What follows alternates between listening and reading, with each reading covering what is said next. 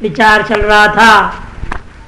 गुण गुण न समान कालीनम जन्म न, जवाब दे रहे थे गुण और गुणी का समान कालीन जन्म हम नहीं मानते, किंतु द्रव्यम निर्गुणमेव प्रथम उत्पद्यते पश्चात संवेता गुणा उत्पद्यन्ते। द्रव्य निर्गुणी सबसे पहले पैदा होता है, बाद में उसे समवाय संबंध से गुण उत्पन्न हुआ करते हैं। समान कालोत्पत्तो तो गुण गुणो समान सामग्रिकत्वात् भेदो न स्यात्। और समस्या क्या है समान काल उत्पत्ति मानने में, क्यों ना माना जाए? कहीं समान काल में गुण का गुण क्या दोनों को एक साथ पैदा हुआ मान लेने में समस्या ये होगी, गुण गुणी में जो भेद है वो भेद ही नहीं सिद्ध होगा कि समान सामग्री से पैदा हुआ समकाल में जब पैदा हुआ दो वस्तुओं में, जैसे शिशु विषाण है, इन दोनों में जब समान काल में पैदा होते हैं, समान सामग्री में से पैदा हुआ, उनमें आपसी कार्य कारण भाव मानने के लिए उन दोनों में भेद नहीं माना जा सकता है। लेकिन यहाँ कार्य कारण भाव रूपा भेद माना जा रहा है जिन दोनों के बीच में, उन दोनों का समान सामग्री से पैदा नहीं माना जा सकता, अतः समान काल में उनकी उत्पत्ति नहीं होगी। अरे समान कालोत्पत्तो तो गुण गुणिनो समान सामग्रिकत्वात् भेदो न स्यात्, भेद ही नहीं रह जाएगा। और कारण भेद नियतत्वात् कार्य भेदस्य, और कारण भेद नियत है कार्य भेद के अंदर।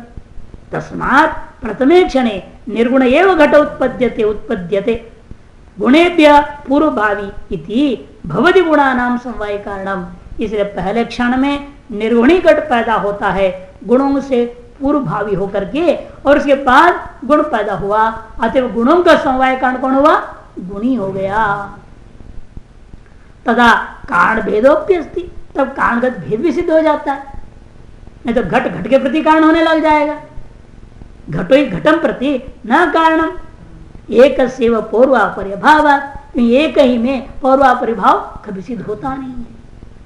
नहीं सएव तमेव प्रति पूर्वभावी पश्चात भावी चाहिए, स्वयं ही स्वयं के प्रति पूर्व भावी भी हो जाए पश्चात भावी भी हो जाए, एक ही में दोनों कल्पना करें, ये नहीं हो सकता है।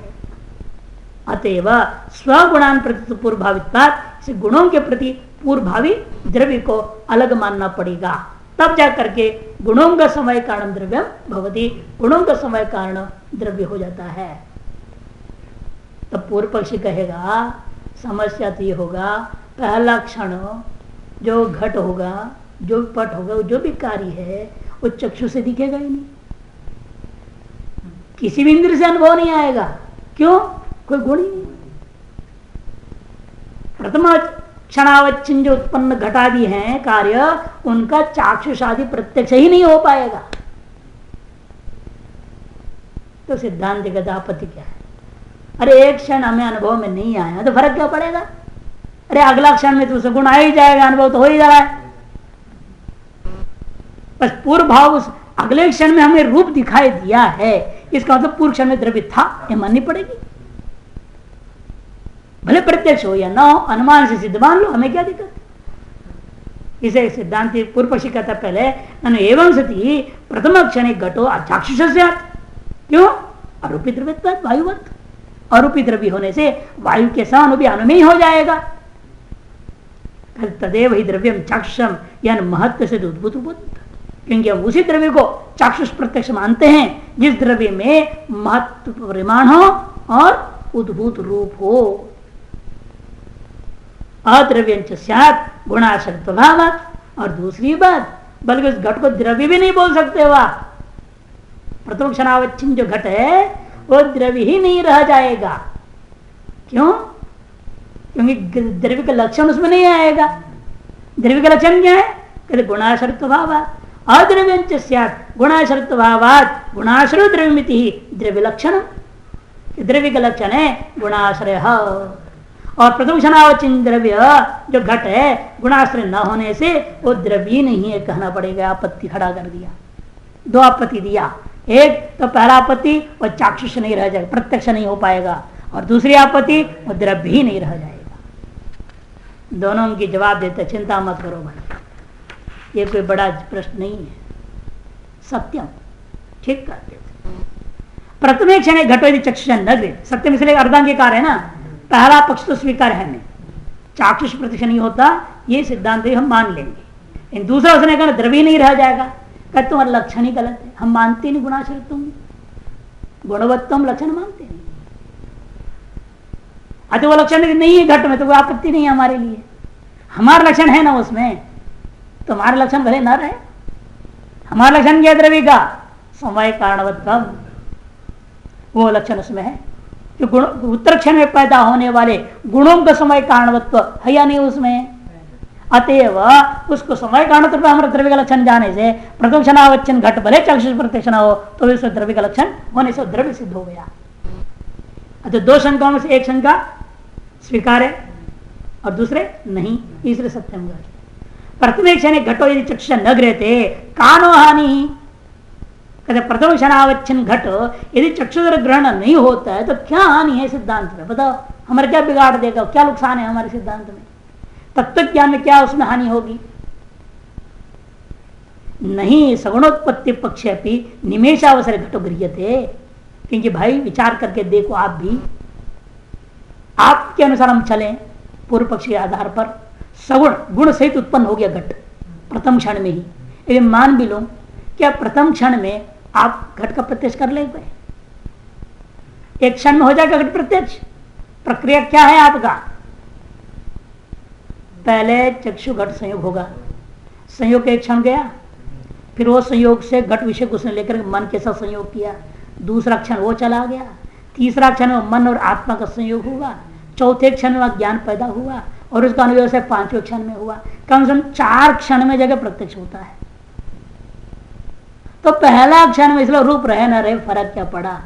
तुम्हारे मत में भी पहले क्षण में प्रत्यक्ष तो होना है नहीं, तुम्हारे मत में कम से कम 4 क्षण लगता है प्रत्यक्ष होने प्रक्रिया के अनुसार। अतएव पहला क्षण वही करे सगुणोत्पत्ति पक्ष में भी प्रथम क्षण में यदि प्रत्यक्ष नहीं भी हुआ, निमेषावसरे घटो नहीं गृह्यते, मैंने क्षण मात्र में ही, निमेषावसर में क्षण मात्र में तुम्हारे मत में भी सगुणोत्पत्ति मानने पर भी घट का प्रत्यक्ष तो ग्रहण तो होता ही नहीं। तेना व्यवस्थितम में तत्, इसलिए यही व्यवस्थित मानने में कोई हानि नहीं है, अतः मानने में कोई आपत्ति नहीं। हमें निर्गुण एवं प्रथम घट उत्पत्ति, निर्गुण ही घट प्रथम उत्पन्न होता है। द्वितीय आदि क्षण चक्षुषा गृह्यते, द्वितीय क्षण में गुण भी उत्पन्न हो जाएगा और द्वितीय क्षण में घट भी ग्रहण हो जाएगा, कोई आपत्ति नहीं हमें। न च प्रथम क्षण गुणाशर्तवाद द्रव्यत्वापत्ति, प्रथम क्षण में गुणाशर्त का भाव होने से द्रव्यत्व नहीं रहेगा, यह आपत्ति आप नहीं दे सकते। प्रथम क्षण गुणाशर्त भावाद अद्रव्यत्वापत्ति न, या अद्रव्यत्व पाठ होना आपके पास पाठ क्या है? हाँ अद्रव्यत्व होना चाहिए, हमारे हल कर दिया। गुणाशर्त भावाद अद्रव्यत्वापत्ति न, अद्रव्यत्व की आपत्ति आप नहीं दे सकते। क्यों? समवाय कारणम द्रव्यमिति द्रव्य लक्षण योगात, समवाय कारणम द्रव्यम, यही हमारे यहाँ द्रव्य का लक्षण माना जाएगा। केवल समय कारण भी नहीं, वास्तव में योग्यता विशिष्ट समय कारण, ये हमारा वास्तविक लक्षण क्या है? योग्यता विशिष्ट। केवल समय कारण मेरे इस कार्य के उत्पन्न होने का योग्यता इसमें होनी चाहिए ना, तभी तो उसको समय कारण कहेंगे। योग्यता ना हो तो समय कारण नहीं कहा जाएगा उसको। योग्यता योग्यतया गुणाश्रयत्वा, आगे कहते इसलिए योग्यतया गुणाश्रयत्वा, समवाय कारण योग्यत्व द्रव्यत्व, इसे लक्षण क्या करेंगे हम? समवाय कारण योग्यत्व द्रव्यत्व, या योग्यता विशिष्ट कह दो या अंत में जोड़ दो समय कारण योग्यत्व कह दो, या योग्यता विशिष्ट समय कारणत्व कह दो, बात एक ही है। ये द्रव्य का लक्षण हो गया। वो लक्षण आपको उसमें रहता है, योग्यता रहती है ना, गुणोत्पादि का योग्यता, गुणोत्पन्न करने की योग्यता प्रथम क्षण आवचन घट में भी है और समय कारण भी है। इस समवाय कारण योग्यत्व नाम का चीज प्रथम क्षण आवचन घट में भी होने से हमारे द्रव्य का लक्षण है, अतः अद्रव्यत्व नहीं रहा, द्रव्यत्व भी सिद्ध हुआ। योग्यता च गुणानाम अत्यंत अभावा भाव, योग्यता गुण का आश्रय होने की क्षमता का मतलब क्या वो स्पष्ट करते हैं। योग्यतया गुणाश्रय, योग्य होने से वो गुण का आश्रय माना जाएगा। योग्य होने से गुण का आश्रय मान रहे हो तो योग्यता क्या है जिसके आधार गुण का आश्रय मानेंगे आप? कहते योग्यता का मतलब है गुणानाम अत्यंत अभावा भाव, गुणों के अत्यंत अभाव का भाव। गुणों के अत्यंत अभाव का भाव का मतलब क्या? गुणों का भाव, गुणों का भाव होना ही योग्यता। गुणों का भाव कहाँ है? वहां तो प्राग भाव मानते हो, नहीं आए। प्रथम क्षणावचन घट में क्या है? अभी गुण उत्पन्न नहीं हुआ, गुण का प्राग भाव है, भाव कहाँ है वहां पर? इसका थोड़ा घुमाना पड़ता है समझने के लिए। ये कहो प्रतियोगी वेदीकरण गुणा भावा भाव, प्रतियोगी वेदीकरण गुणा भाव का अभाव का नाम गुणाश्रय योग्यता समझना चाहिए। प्रतियोगी वेदीकरण गुणा भावा भाव,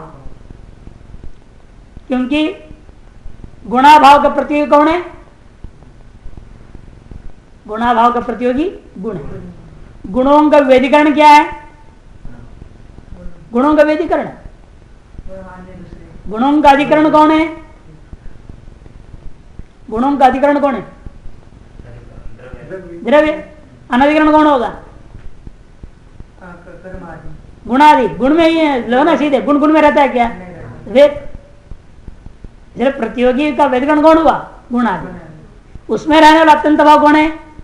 गुण अत्यंता भाव। उसका अभाव है या नहीं घट में? उसका भाव है। इसे प्रतियोगी वेदीकरण गुणा भावा भाव। प्रतियोगी हो गया गुण, उसका वेदीकरण हो गया गुणादि, उसमें अत्यंत हो गया गुण अत्यंता भाव, उस अत्यंता भाव का अभाव आपको घट में आ गया। यही गुणाश्रय की योग्यता घट में। प्रतियोगी वेदीकरण गुणा भाव का अभाव ही गुणाश्रय योग्यता समझना। कि गुणों का प्राग भाव प्रथम क्षण के घट में रहता ही है। गुणों के प्राग भाव है, वहां अत्यंत भाव तो नहीं है। इसे द्रव्यम निर्गुणमेव प्रतिउत्पद्यते पश्चात सवेता गुणा उत्पद्यन्ते, ये सिद्धांत स्थिर हो गया। इस प्रकार से समवाय कारण पर विचार पूरा हुआ। अब असमवाय कारण पर विचार आरंभ करते हैं। असमय कारण तदुच्यते यद समवाय कारण प्रत्यासन्नम अवधृत सामर्थ्यम तद असमय कारणम। यहां भी योग्यता जोड़ दीजिए, अवधृत सामर्थ्यम। वह योग्यता के दूसरे शब्द में निश्चय है, सामर्थ्य जिसका, अवधृत सामर्थ्य माने योग्यता। यद समवाय कारण प्रत्यासन योग्यता तम तद असमय कारणम। वहां पर दो लेते ना, कार्येन कारणेन व सह, उसकी जगह उन्होंने क्या कर दिया? प्रत्यासन कर दिया। साक्षात तो परंपरा दोनों प्रकार के संबंधों को लेने के लिए प्रत्यासन का। प्रत्यासन माने विद्यमानता, वृत्तिता, रहना। साक्षात रहे चाहे परंपरा रहे। साक्षात रहेगा जहां कार्येण व कारणेन व, दो में से क्या होता है? कारणेन व लेंगे तो साक्षात है, कार्येण वाले तो परंपरा आ रही है, तो दोनों में से आप किसी को भी ले सकते,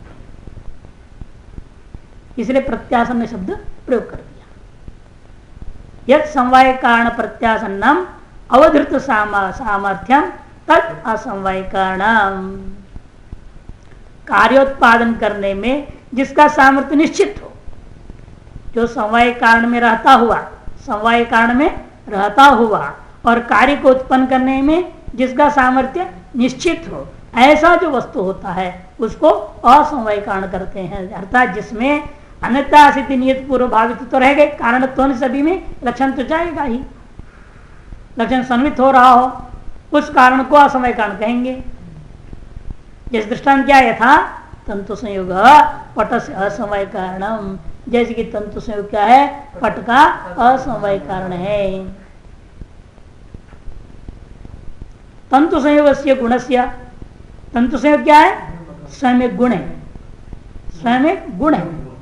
पट समवाय कारणेशु तंतुषु गुणीषु, और रहता कहाँ है? पट का समवाय कारण तंतुओं में जो गुणी है, तंतु हैं, उनमें रह रहा है। और वहां कैसे रह रहा है? वो संवेदत्वेन, वहां समवाय समझ रहता है। अतः समवाय कारण प्रत्यासन्नत्वात्, इसे तंतु संयोग कैसा है? समवाय कारण में विद्यमान है।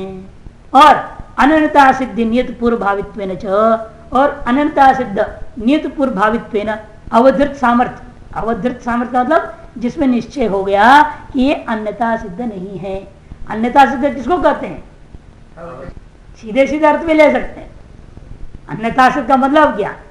अन्य प्रकारेण भी सिद्ध है, इसके बिना, इसको हम अन्यथा सिद्ध क्यों कर रहे हैं? इसके बिना भी अन्य प्रकार से जो कार्य सिद्ध होना है वो सिद्ध हो रहा है। जैसा गधा के बिना भी घट जो है अन्य प्रकार से, अन्य हेतु साधनों से सिद्ध है, इसलिए गदा को क्या कहेंगे? अन्यथा सिद्ध है। अन्य था माने अन्य प्रकारेण सिद्धम, अन्य प्रकार से कारण, अन्य कारणों से ही, अन्य प्रकार से मतलब क्या? अन्य साधनों से सिद्ध है। इसलिए इसको साधन मानने की जरूरत नहीं रहा। जिनको साधन मानने की जरूरत नहीं है उनको अन्यथा सिद्ध कर दिया जाएगा। वो अन्यथा सिद्धि नियत पूर्व भावित किसमें है? तंतु संयोग में है। इसे तंतु संयोग को पटम प्रति कारणत्वाच्च, और पट के प्रति वह तंतु संयोग कारण भी है। एवं तंतु रूपम पट रूपस्य असमय कारण, इसी प्रकार से तंतु रूप को भी, तंतु रूप को भी क्या करना है? पट रूप के प्रति असमय कारण मानना चाहिए। चक्षुघट संयोग, इसमें भी यद समवायी कारण प्रत्यासन्नम, ये क्यों कहा? इसका प्रतिकृति विचार करें। यद समवायी, समवायी कारण में क्यों कहा? यद कारण न कह दो, कारण के साथ समवायी कारण में रहना क्या जरूरत है? तब अन्य कारणों से भी संयोग हो सकता है ना। जैसे पट का संयोग तुरी वेमादि के साथ भी है, तुरी वेमादि के साथ भी है, लेकिन तुरी वेमादि का जो संयोग है वो समवाय कारण में विद्यमान संयोग नहीं है। इसलिए यदि समवाय शब्द हम नहीं देंगे, अन्य जो संयोग, चक्षुघट संयोग है, घट रूपी कार्य के प्रति चक्षुघट संयोग भी कारण बन रहा है। वो चक्षु से देखने का तो घट को कैसे काटेगा? वो पिंड से अलग करेगा ना, काटेगा ना, वो कैसे करेगा? चक्षु से देख रहा है ना कि वो भी संयोग घटोत्पत्ति में कारण बन रहा है कि नहीं बन रहा, उसमें अतिव्याप्ति हो जाएगा। इनो संयोग कहाँ है? कपाल में है क्या? समय कारण में नहीं है। वो संयोग घट में है और चक्षु में है, दोनों के बीच में संयोग रहता है। वो समय कारण में नहीं है, इसे उसमें अतिव्याप्ति निर्माण करने क्या कहना पड़ेगा? समवाय कारण में विद्यमान संयोग कहोगे तो कपाल में रण संयोग लोगे। ये पट चक्षु संयोग हो रहा है, जैसे पट का निर्माण कर रहे हैं तो यहाँ पट समाप्त हो गई, भाई हाँ लंबा पूरी हो गई, 3 मीटर हो गया, बस खत्म करो कपड़े को यहाँ, तो वहां भी चक्षु संयोग होगा ना। पट चक्षु संयोग में अतिव्याप्ति हो जाएगी। और पट में है, चक्षु में है, तंतुओं में तो है नहीं। इसलिए ऐसे, क्योंकि चक्षु संयोग हर कार्य की समाप्ति क्षण में बहुत ही अनिवार्य होता है नहीं? कोई भी कार्य आप बना रहे हैं, सब्जी बना रहे हैं, आप चक्षु संयोग नहीं करेंगे तो जल जाएगा वो। आप देखते रहते हैं ना, किसी एक ऐसा चक्षु संयोग होता है, आते हाँ पक गया, आप हटा देंगे उसको। उन्हें वो चक्षु संयोग होना उस सब्जी के साथ पकने के प्रति कारण, लेकिन वो असमय कारण नहीं है, निमित्त कारण में आएगा। क्यों? यह संयोग समवाय कारण में नहीं है, इसे समवाय विशेषण नहीं दूंगा। ऐसे अन्य जो कारण है उत्पत्ति के पूर्व क्षण वो भी वहां पर उपस्थित हैं, उनमें अतिव्याप्ति हो जाएगा। वह अतिव्याप्ति न होवे इसने क्या करा? यत समवायी कारणम कर दिया, समवायी कारण में रहना चाहिए। तब चक्षु संयोग क्या है? समवाय कारण में नहीं रहता है, किंतु तंतु संयोग, कपाल संयोग है कि नहीं, ये सब क्या है? समवाय कारण में विद्यमान संयोग है, वे ही असमय कारण होंगे। अन्य संयोग में अतिव्याप्ति निवृत्त हो जाता है। और दूसरी बात, अवधृत सामर्थ्य क्यों कहा? अवधृत सामर्थ्य क्यों? अब आप मान लो आप कपड़े में आप बनेगा तंतु संयोग है, तंतु में रहने वाला संयोग पट के प्रति कारण है। हम ऐसा संयोग ढूंढेंगे जो तंतु में है लेकिन पट के प्रति कारण नहीं है। तंतु में है वो संयोग, कौन सा? आप कपड़ा बना रहे थे, बना तो जो अंतिम तंतु में जहां समाप्त हो रहा है उसी तंतु में ये मक्खी बैठ गया, मक्खी बैठ गया। अब तंतु मक्ष का संयोग कहां है? समय कारण में है ना। तंतु मक्ष का संयोग कहां है? समवाय कारण, वो तो तंतु में रह रहा है, लेकिन उससे पट बन रहा है क्या? उसमें अतिव्याप्ति हो जाएगा। इन हुई तंतु में आपने लक्षण का जो समय कारण में प्रत्यासन रहता हो, विद्यमान हो, या तंतु है समवाय कारण, उसमें विद्यमान है तंतु मक्ष का संयोग, उसमें आप क्या समय कारण का लक्षण गति व्याप्ति हो रहा है। तंतु द्वय संयोग भी तंतु में रहता है, तंतु मक्ष का संयोग भी तंतु में रह रहा है तो तंतु में, समय कारण में। तब इन्होंने विशेषण दिया अवधृत सामर्थ्यम, जिसकी सामर्थ्य का निश्चय हो, तंतु मक्षी का संयोग भले तंतु में है, वो मक्षी का जन्य तंतुगत संयोग जो है पटोत्पत्ति के प्रति कारण रूपेण सामर्थ्यवान शक्तिमान करके निश्चय नहीं है। इसीलिए अवधृत सामर्थ्य शब्द देने पे ऐसे संयोगों में अतिव्याप्ति निवृत्त हो गया। इसे समवाय शब्द भी जरूरी है, अवधृत सामर्थ्य शब्द भी जरूरी है। इसे यद समवाय कारण प्रत्यासन्नम अवधृत सामर्थ्यम तत् असमवाय कारण विलक्षण तब सही बन जाता है। अब पटरूपम, पटरूप के प्रति तंतु रूप को भी कारण माना आपने।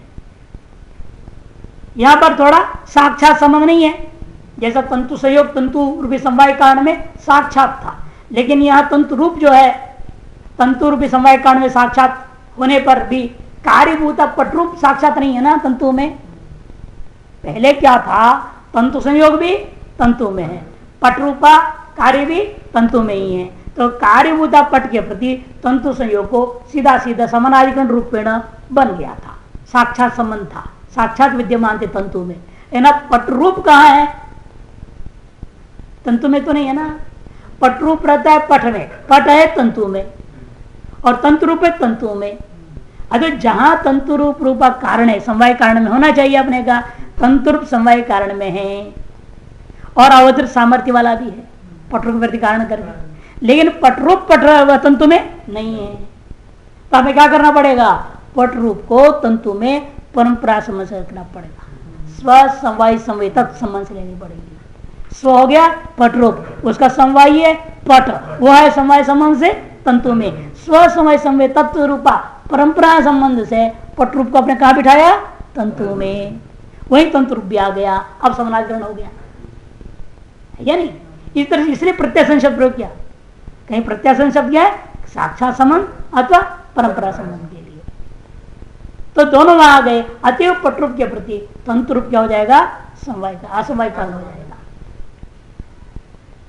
ठीक है, ये ननु पटरूपस्य पटा समवाय कारण, वही शंका है प्रत्यासन्नता के लिए। तेन तद्गतस्यैव कस्यचित् धर्म से पटरूपम प्रति असमवाय कारणत्वं उचितम्, है ना। पटरूप कहाँ रह रहा है, पट, और पट क्या है, पटरूप का समवाय कारण है, पटरूप का समवाय कारण है पट। इसलिए आपके लक्षण के मुताबिक हमें ऐसा कोई चीज ढूंढना चाहिए जो पट में रहने वाला हो और पटरूप के प्रति असमवाय कारण बन सके। ये पूर्व पक्ष कहना है। आप तंतु को क्यों पकड़ रहे हो, दूसरे में रहने वाला है वो चीज, क्यों पट में नहीं रह रहा है ना। पटरूप विरोधात्मक कार्य का जो समवाय कारण है वो पट है, उसमें रहने वाला कोई धर्म ढूंढो। पटरूपस्य पट समय कारण तेना, इसीलिए तद्गत से कस्यचित् धर्मस्य, उस पट में रहने वाला कोई ना कोई वस्तु को पकड़ो जो पटरूपम प्रति असमय कारण उचितम, पटरूप के प्रति असमय कारण होना उचित माना जाए। तस्यैव समवाय कारण प्रत्यसन्नत्वात्, कि उसी धर्म को हम कब मान सकेंगे कि वो प्रत्यय समवाय कारण में रहने वाला वस्तु है। न तो तंतु रूपस्य, तंतु रूप तो तंतु में रहता है, पट में तो रहता है नहीं, वो इसमें समवाय कारण प्रत्यासन वस्तु नहीं है, अतएव उसको समझ नहीं मान सकते। तस् समवाय कारण प्रत्यासत्य भावात, क्योंकि वह पट रूप का जो समवाय कारण है पट, उसमें वो प्रत्यासन्न विद्यमान नहीं है। ऐसा मत, समवाय कारण प्रत्यासन्नस्यापि परंपरया, समवाय कारण का भी जो समवाय कारण का कारण, पट रूप का कारण है पट, पट का भी कारण है तंतु, समवाय कारण समवाय कारण दो बार इसलिए हो गया, समवाय कारण और उसका भी जो समवाय कारण उसमें प्रत्यासन्नस्यापि परंपरया। हमेशा साक्षात ही होना कोई जरूरी नहीं है तो समय कारण, हम ये तो नहीं लिया पट रूप का समय कारण पट और पट कोई निमित्त कारण ले लो, ऐसा हम अन्य तो नहीं भाग रहे हैं। हम कहाँ जा रहे हैं, पट रूप का जो समवाय कारण है पट, उसका भी समवाय कारण में ही हम जा रहे हैं। परंपरा संबंध में भी हम समवाय कारणों को ही पकड़ रहे हैं, अन्य इधर उधर नहीं भाग रहे हैं। इसीलिए यहाँ कोई दोष नहीं आता है, लक्षण में बिगड़ता नहीं है। लक्षण में एक बार जो समवाय कारण कहा गया उसको दो बार दोहरा लो, समवाय कारण प्रत्यासन क्या लो, क्या आपत्ति है। समवाय कारण प्रत्यासन से परंपरया समय कारण प्रत्यासन परंपरा समय कारण प्रत्यासन उसे भी माना जाएगा। इसलिए कोई दोष नहीं है इसे मानने में करने में। अतएव पटरूप के प्रति तंत्रुप को असमय कारण मानने में कोई दोष नहीं है। अतः प्रत्याशक्ति शब्द का अर्थ हम क्या कर लेंगे? दो तरीके से ले लेंगे, साक्षात परंपरा। प्रत्याशक्ति शब्द का अर्थ लिया साक्षात हो अथवा परंपरा। साक्षात समय कारण होना या परंपरा समय कारण हो, उसमें होना चाहिए, यह अर्थ ले लिया जाएगा।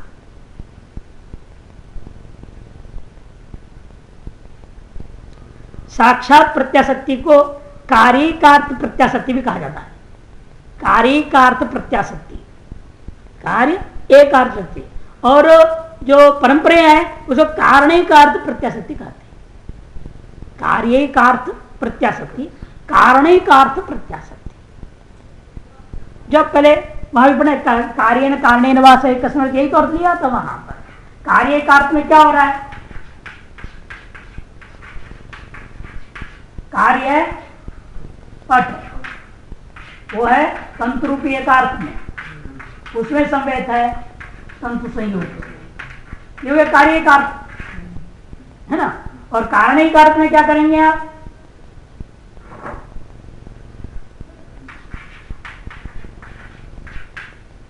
कारणिक अर्थ में आप लेंगे कारण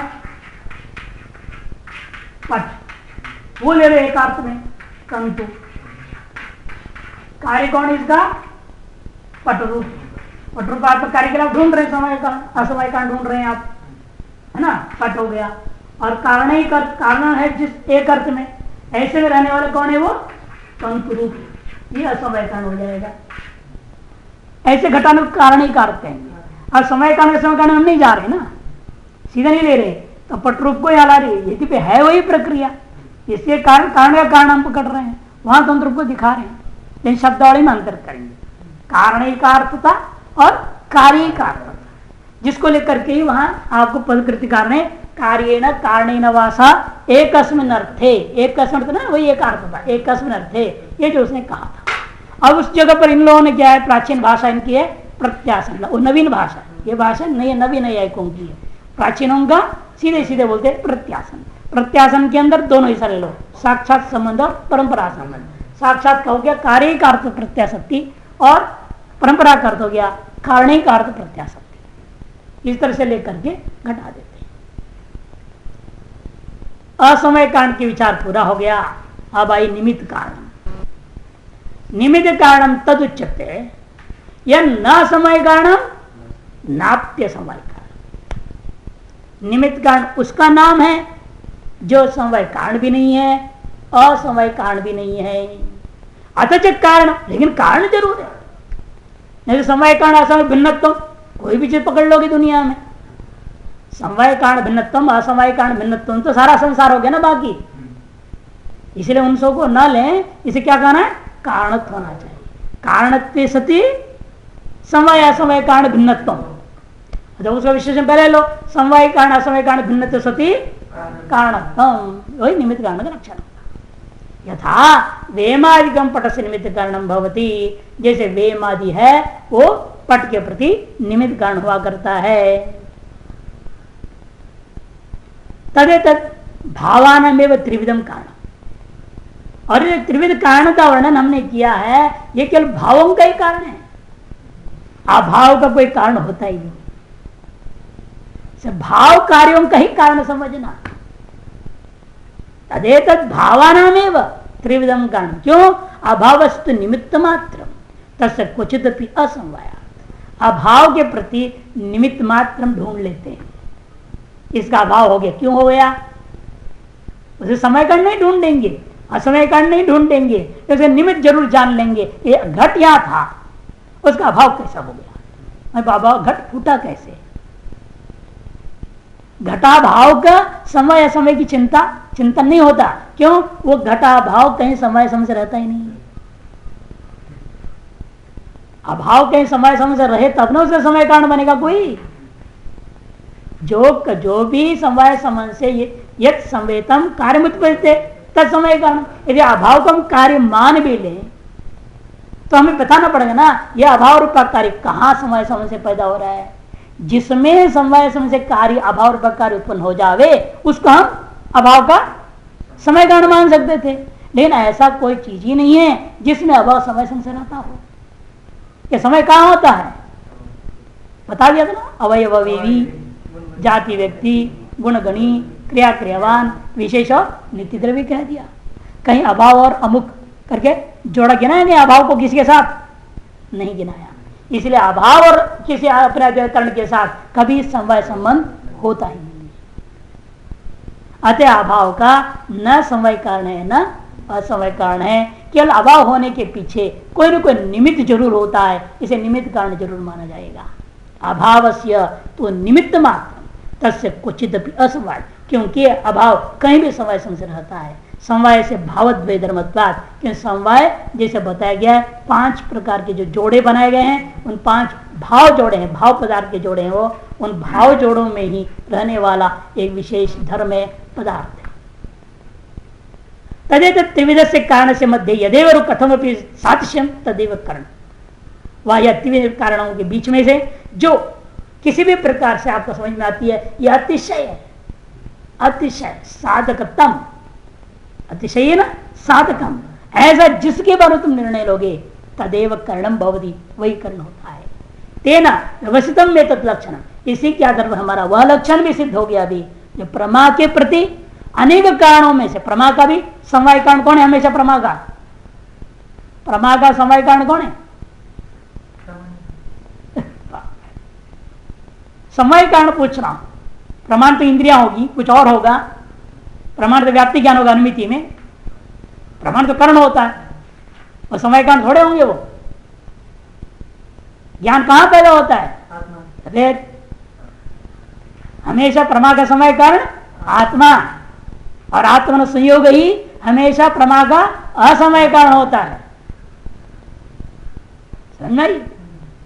आत्मा का, आत्मा जो है ज्ञान, ज्ञान मैंने प्रमा बोलो, ज्ञान एक ही है, स्मृति भी है, अनेक है ना।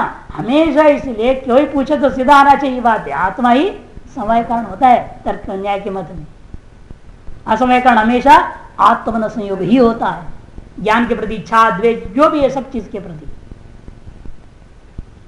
इसलिए तेन व्यवस्थितम एतत् लक्षणम, इसलिए यह लक्षण भी सर्व दोष रहित होकर व्यवस्थित हो गया। कौन सा? प्रमाकरण प्रमाण इति। इस प्रमाण विचार पूर्ण तत्व यहां प्राप्त हो जाता है।